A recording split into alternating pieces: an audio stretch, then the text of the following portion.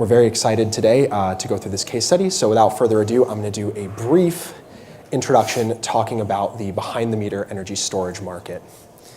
So looking at the U.S. behind-the-meter energy storage market, we've seen a market that's historically been dominated by utility-scale deployments. So, the Q3 2015 market, the behind-the-meter market share was about 22%. However, over time this has risen. We actually had quite a large share, up to 50% of the market in Q3 2016. A lot of that factoring in the fact that the utility-scale market had a bit of a down quarter, but nevertheless seeing quarter-over-quarter growth for both the residential and C&I markets.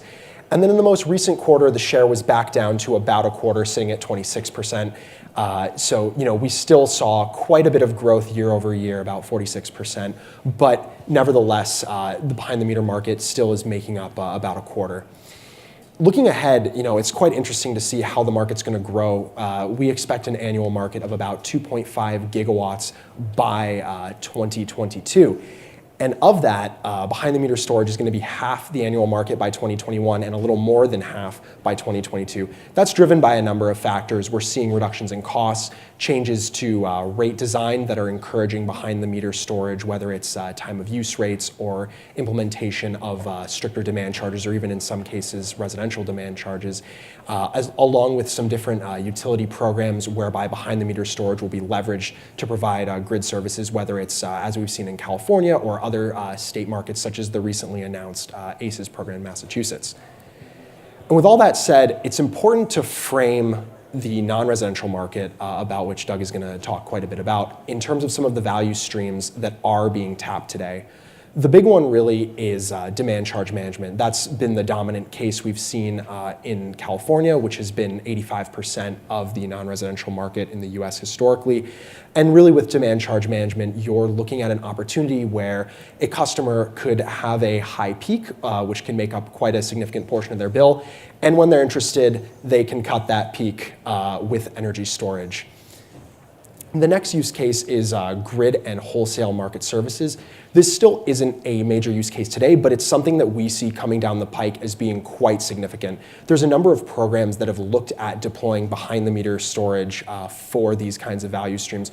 We've seen this in California with things like the PRP or LCR. We're looking at this in New York with BQDM. I guess I should use fewer acronyms. The Brooklyn Queens Demand Management Program in California, PRP is the Preferred Resources Pilot, and LCR is the Local Capacity Requirements. And then the final use case that is quite of interest, especially in recent months where we've had some inclement weather, to say the least, in Puerto Rico and other island markets, as well as the fires in California and the earthquake in Mexico, there's been a big talk about resilience. And what does resilience mean in terms of customers? What does resilience mean in terms of the grid? And how can new technologies like energy storage play into this resilience? So, this is a very interesting market use case that we're thinking about. And with that, I'm going to turn it over to Doug to talk more specifically about some actual deployments that exemplify several of these key use cases. Great, thanks, Brett. Really appreciate it. Let's kind of get to this. Just a little bit of about who we are. We are Demand Energy Networks, but we're part of the Enel Group. And many people don't know who Enel is. Enel is one of the largest distribution utilities in the world. We serve almost 65 million customers worldwide. We've got about 38 gigawatts of renewable energy developed.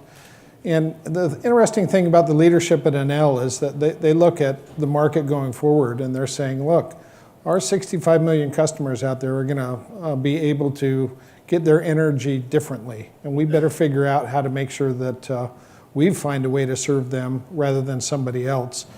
And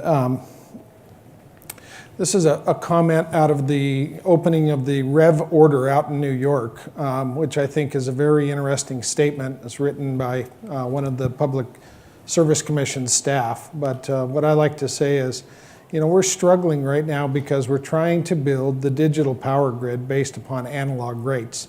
And this is no longer a technological discussion. This is really a market and a market design problem. And spent the morning over at the California PUC on part of a panel on rate design and heard some very encouraging things there. I'll share some stuff that we see out in New York that I think is foundational to help other places around the world understand maybe a better rate design to incent just the behavior that we're looking for, not just for storage, but overall grid management. Big this year is the whole resiliency question. I was in New York on the fifth anniversary of Sandy. Sandy changed everything in New York City quite dramatically. And then on that day, it was a Sunday, a huge windstorm blew through. And up in Massachusetts, I think there's a couple of cooperative utilities or municipal utilities that sustained multi-day outages. About 200,000 customers were out of power for 3 days. And it just reminded everybody, just based upon the events that we had this year, is that, look, weather is getting extreme. It's causing problems. It's a challenge out there, and it's just something to keep in mind that when we look at value stack is how do you put price around resiliency? And like I said, in the whole Sandy picture, changing the dynamics in New York City, we have customers talking to us about storage just for resiliency. They're not really that interested in energy charge reduction. It's just they want to be able to power their elevator, they want to be able to power their water pump, and they want to be able to have common space lighting, and that's it. So it's a really interesting discussion coming up. I'm going to start and really focus on 3 key areas. I'm going to talk about non-wires alternatives. I'm going to talk about demand charge management, especially demand charge management for low and middle income groups, and then tie in with resiliency here. So this is the Brooklyn Queens Demand Management Territory, affectionately known as BQDM. I would say this is ground zero for the whole non-wire solution, non-wires alternative movement here. And the reason being is, many of you have heard the story. There's a 69 kV transmission line that requires $1.2 billion of upgrades to make up for a 53 megawatt shortfall next summer that lasts for a whopping 48 hours out of a summer season. So if you stand back and look at the math on that, it's not real good utilization of assets out there. So the Public Service Commission came back to Con Ed and said, you guys need to think differently here. And it really started the whole wave around discussions about, hey, let's develop some sort of methodology of performance-based rate making to where utilities would be incented to earn on solving some of these network problems. You know, New York City is an interesting load. It's almost 14 gigawatts, a quarter what the state of California is. Its top 2 gigawatts of peak lasts for 156 hours out of the year. So solving that needle peak with just throwing more capital at it is just not a good path forward. And I would say that, you know, this really set the pace and the stage for the whole, at least Con Ed's non-wire solutions. And I'll bet I'm in discussions with 5 other utilities that are trying to understand the metrics around that and how do we look at improving that performance. Then if you look at every once in a while, you luck into a project.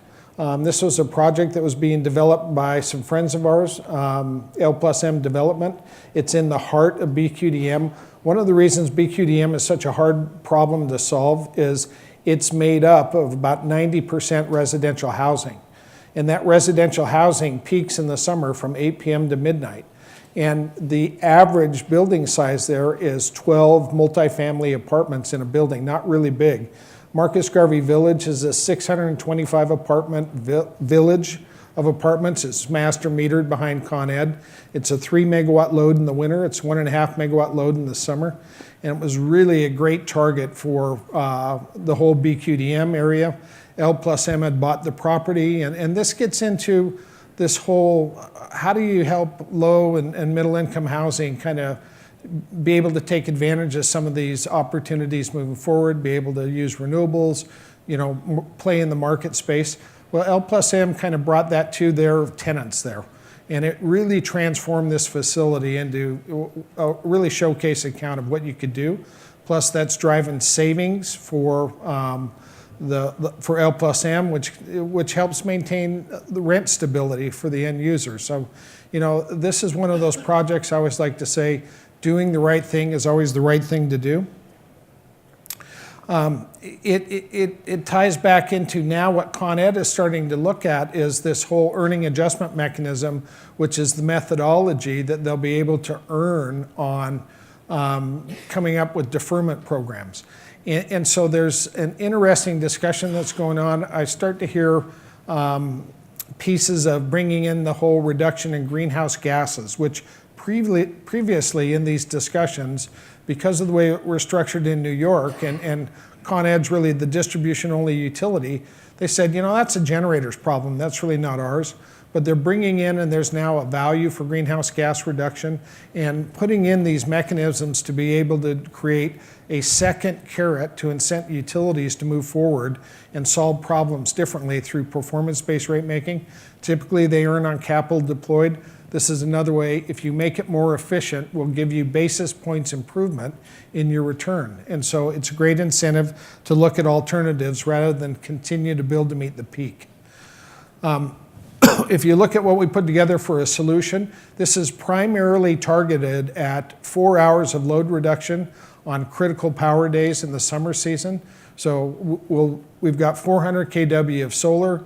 We've got a 400 kW of fuel cell that did a great job of just taking 400 kW base load out of that load every day, 365 days. And then we take the storage and we use that combination between fuel cells and solar to be able to meet the goal. And our target is on days that they call a CSRP event, which is the Commercial System Relief Program in Con Ed speak, we're required to reduce that load full power, 300 kW, for 4 hours from 8 to midnight. So it's a great program from that perspective, but then the rest of the days, we get opportunities to drive it for other savings, which is basically demand charge management. We'll manage that load effectively, tie all those resources together, try to flatten that load. This load, again, is all residential load, so it tends to peak at night. In the winter, it peaks double what it does in the summer. And then we make sure that we're compliant with the BQDM load relief market.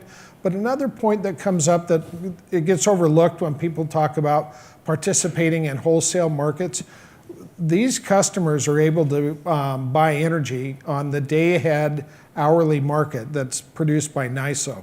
So we already buy supply that is priced hourly. We get notification about what that price is going to be at 4 in the morning today. It tells us what the price is going to be from midnight tonight to midnight tomorrow night. And we use that price information to help influence how we're going to optimize our management of that load for the next 24 hours. When you look at creativity in putting these models together, L+M had used up all their tax equity on this project. And a benefit of a storage system is that you can do depreciation write-downs there. They didn't have any more tax headroom there. So we put together this program where we do a shared savings model. We actually own the equipment, we run the equipment, and then we split the savings on what we drive monthly, and we do an annual reconciliation with that customer every year. And we're able to track in real time through our software, how are we doing, where are we at, are we exceeding, are we behind? It gives us a good window of opportunity of where we're at. But just as important out in this part of the world is resiliency. This is a part of the Con Ed territory in 2014 where it's the only network that they did rolling blackouts in, and nobody likes to experience outage. And so being able to provide resiliency, especially after the hurricane seasons, things like that, it's top of mind. We're able to power the community room, the management office, and the security office indefinitely in case we have multi-day outage out there. And it provides a lot of confidence and comfort for the operating group out there. I'm going to take you to a whole different project down in Costa Rica, looking at case studies here. This is a medical manufacturing facility in Costa Rica that Costa Rica has a really strong initiative about being green. When this group built this manufacturing facility, it was a LEED platinum building. They didn't want to put a diesel generator in for a backup system because they have clean room equipment in the manufacturing process. And if that clean room equipment goes stale more than 2 hours, you have to re-sterilize that whole process, which is about 5 hours. More importantly, if you have an outage and it goes sterile, you have to, or gets contaminated, you have to go through and scrap all that work in process. And the value of that work in process is somewhere between $40,000 or $100,000, depending upon what production level they would be at if it were to get contaminated. And lo and behold, on On the 1st of July, there was a transmission problem down in Panama that found its way into Costa Rica, Honduras, El Salvador for 5 hours. Fortunately for the facility, it was on a weekend, so it didn't disrupt too much, but they still had that whole sterilization of the clean room to maintain, and we were able to keep that up and running and fully sustained through a 5-hour outage. And the curves kind of look like this. This is basically a view from about 4 in the morning till 4 in the afternoon. They make ice at night, that's why that load is large. The yellow is the solar that comes in. And then right there, just a little bit after 1 o'clock is where the load went down. And you can see the green is what the storage system did, so it was absorbing some of that excess solar to support the load. And then all of a sudden, somebody realized they were out of power, and that little dip where it goes below the line, they had turned off a bunch of load in the facility there under the critical power circuit, and we had to absorb that as well. So worked well, customers happy. It's a great example. They put storage in mainly for backup for the clean room. The fact that they get energy savings out of the storage system is just a bonus to them. And more important, from their operating parameter, we never let that storage system dip below 50% state of charge. So a little different model, little different business case, but certainly an important one as we look at stuff around the world. So we think that there's drivers for microgrids. I think I heard in the earlier panel there's a question about, what's more important, in front of the meter, behind the meter. I'm prejudiced. I would argue that behind the meter drives more value. It gives you opportunities to leverage non-wire solutions, gives you opportunity to share savings with customers, and it gives you the opportunity to provide resiliency at the end user, which is such a critical point anymore. Think about what's going on in Puerto Rico. We wish that we had all that stuff in place down there today to solve a bunch of problems. So appreciate the offer to talk up here, and let's open up for some questions. Great. Yeah. Thank you so much, Doug. That was an exceptional presentation. And wanted to remind the audience that if you have questions, you can go to gtm.cnf.io and go to this individual panel and submit questions via either your mobile device or your laptop. And as they come up here on the screen on the iPad, I can ask them as well. But kind of to start off, Doug, you're talking a lot about resilience-focused projects. And one of the challenges is there's no clear monetizable value for resiliency. So how do you go about monetizing resilience-focused projects? A couple of different ways. One is looking at what's the benefit that you would avoid if you were able to keep power on, right? Like the manufacturing process. So that was pretty easy. That was a work in process analysis. Another one that we've looked at, just to share some numbers, we know of a kind of a high-end condo up on Park Avenue where the residents are very interested in doing exactly what I said, have their water pump run, let the elevators run, have common space lighting. They went out and looked at a generator for this, about a 100 kW generator, and they looked at the price tag. It was about $400,000 installed.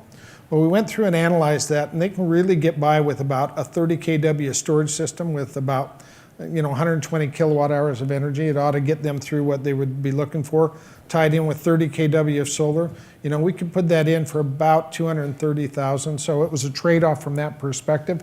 Plus, retrofitting a fossil fuel generator in a lot of buildings sounds easy. It's not always, especially in New York. And actually that raises a question though when it comes to installing the systems, because there also have been some challenges around installing lithium-ion batteries in New York City. So I wondered if you could... Really?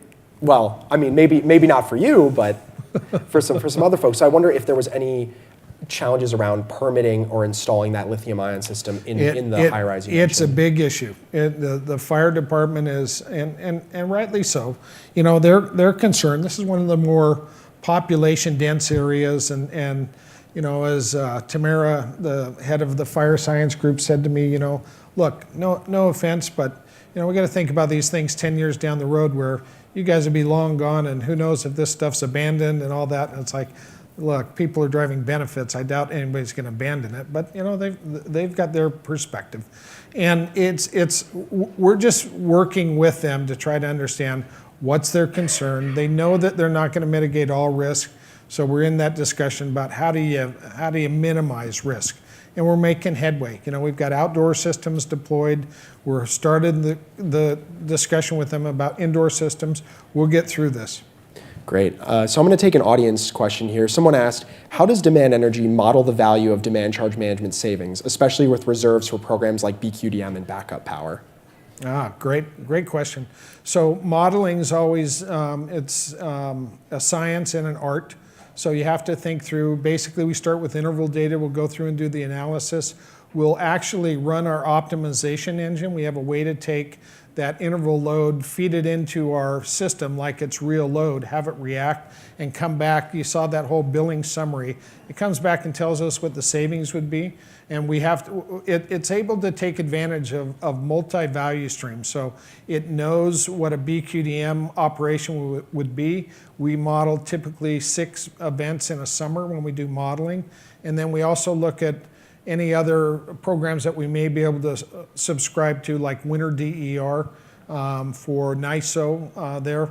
And we'll put a balance through there, and we'll just run through the analysis, look at it, size the system, and it's pretty straightforward, actually. Kind of as a follow-up to that, I'd be interested to know how load relief periods compare to peak customer demand periods for your BQDM project.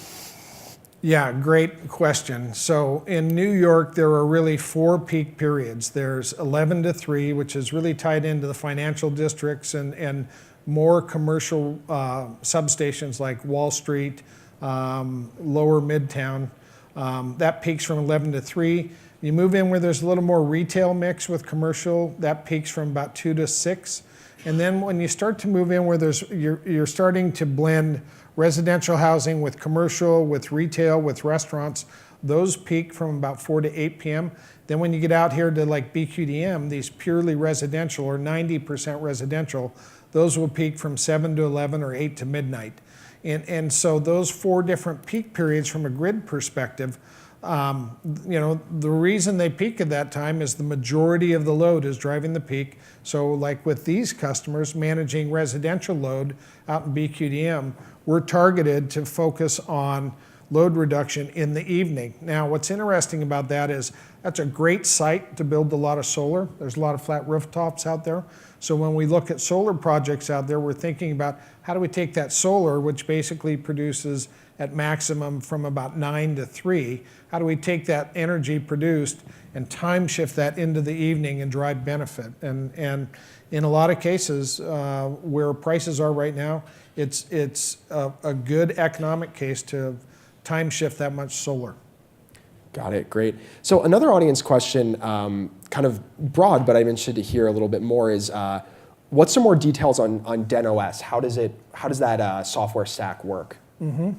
So DenOS has an optimization engine in it that looks at feeds from, it prices multivariable streams of value. So it looks at demand charge management, looks at energy pricing. It looks like, is there a potential for a BQDM operation? It can look at weather. It looks at all these feeds. Then it looks at, we build a cost in there to, what's the cost to cycle the battery? Mm-hmm. And it just does a balancing move between that. And it looks at that forecast. Every 15 minutes, it looks at 24 hours ahead, and it tries to predict the load going forward and say, what do I think is going to happen with this load shape? It's got machine learning as part of it, and I'm sure you've heard this from others about their optimization engine. The science around the technology is pretty strong, and it's really a predictive engine that takes all those economic inputs and tries to plot the best course through that in a 24-hour period, always looking forward every 15 minutes. Excellent. So we have a question here. How does Demand Energy fit into Enel's overall strategic plan? Any insights into Enel's strategic vision? For those in the audience that may not know, Demand Energy was acquired by Enel Green Power earlier this year. I heard the president of Central Hudson at the Rev Connect conference here about a month and a half ago say, as a utility, you're either at the table or you're on the menu. And I think the Enel Group has that same perspective. And so what they have said is that the C&I space is a very interesting space for them because they see that as the path to serving their customers worldwide. So Enel's acquired Demand Energy. They acquired Internoc. We're working very closely with the Internoc team to tightly couple what we do. And also here in the Valley, eMotorworks, which is all around managed EV charging. So you can see the portfolio that they're putting together. We're forming a new group. It's called Enel X, and it's really focused in that C&I space and behind the meter and how that's going to transform over time. Excellent. And kind of on that idea of utilities thinking and planning for the future, I'd be interested to hear your perspective on how resilience, whether it's with storage or some other technology, you think will factor into future utility planning. That's a really good question. What's interesting about that, I was talking with a Midwestern utility that when they look at that, it's like, look, our job, we got to do a better job taking care of customers. And they're in a very heavily wooded area, and their right-of-way is something that they maintain very well. But a right-of-way is only 50 feet wide. So if you're maintaining a distribution line right-of-way and good vegetation control, the problem is the age of the forest around that, it's been 150 years since it's been harvested. Mm-hmm. The trees around that are huge. And so when there's a windstorm or an ice storm, when those trees go down, they don't just take out wires, they take out poles. So there's multi-day outages, which are becoming more prevalent as they go through these storms. And they're getting kind of drilled by their utility commission saying, what are you guys doing about this, right? So they look at that as saying, look, we have to figure out how to find those areas that are more prone to those sort of outages. And if we put those resources in and we use those resources to help us optimize and level load those distribution systems, it's kind of win-win. We get customer savings, they get benefits, flattening the load through a distribution system lowers their losses, and they provide resiliency to certain critical components of their network where they didn't have that option before. So it's a pretty strong play. Excellent. Another question here from the audience is, are there real-time mechanisms other than rates that you have considered for altering consumer behavior or demand? Wow, that's a good question, because it's all about, we've been arguing, it's all about the value and it's all about rate design. So I think there's an interesting point. Glenwood's one of our largest customers in New York City. They own 32 residential high-rise buildings. The owner of Glenwood, she has a really strong green undertone into her thinking. And her perspective is, when Con Ed starts to have problems in the grid on critical power days, they start to see voltage disturbances. When you see voltage disturbances in these high-rise buildings, the canary in the coal mine is elevators. The elevators start to slow down, and then eventually they stop. And you want to see panic in a building is just be around when an elevator's stuck. And it's something everybody worries about. And so their argument is, look, we cannot continue to build in the city if all we're going to do is be the source of the problem. We better be, part of the solution. So they look at the whole driver for them to be in these programs is, we think that it's acting responsible in helping us make sure that we don't see those sort of voltage surges going forward. That's why they're interested in putting the storage in those networks to help support the grid so that they don't have those disturbances. So I think that's a non-rate driven incentive that has a lot of interest for customers in a city like New York. Got it, great. I think we have time for one more question here. So just to close out, Doug, I would be interested to hear your perspective. Behind-the-meter storage is very customer-focused. Are you concerned that utility-owned behind-the-meter customer-sided storage will miss the mark? Let's see. So I'm owned by one of the largest utilities of the world. So let me think about how I'm going to answer this question. No, I'm not, because I think this is one of those things. Many of you may know this guy, a guy named Ali Nurai. Was involved in storage for years, did some of the early storage for AEP, just a champ of a guy. Ali looked at a lot of things, and he told AEP back in 2008, look guys, we better figure out how to do something and provide solar out at the edge of the grid to these customers, or else somebody else will, and they're going to take those customers away. And I think that there's ways for utilities to own that resource, manage that resource, and provide benefits to users. Think about on-bill financing. I think there's opportunities for utilities. It takes a little bit of a twist in the whole regulatory model and what's allowed and what's not allowed, but I think there's opportunities for utilities to be able to leverage that going forward and do it cost effectively, because if they don't do that, there's nothing to prevent a group under current regulatory design to just go off and do it themselves. So you better serve customers better, or else somebody else will. Great. Well, Doug, I think we're at time, so thank you very much for an excellent presentation, and I hope you all enjoy the rest of the conference. Great. Thanks, Brett. Yeah.